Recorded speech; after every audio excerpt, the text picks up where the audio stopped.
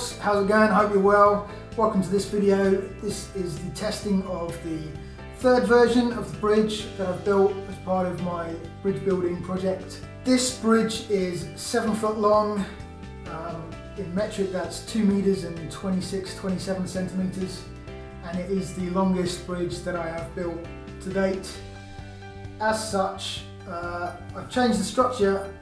As you can see, the last one had these support structures underneath, but this one's got them on top. But due to the length of the bridge, it is now too long really to be unsupported by anything, by any sort of pillars or anything like that. So due to that, I mean, you can see it kind of looks like a rope bridge really, the dip in it, and any real weight on it would cause any problems. So because of that,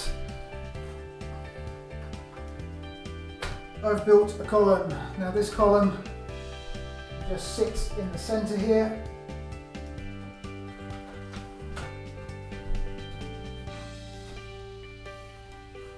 And ensures that nothing bad happens when the trains go across it. So we've still got a metre span on each side, just over a metre span, but the support structure is now necessary in order to keep everything stable.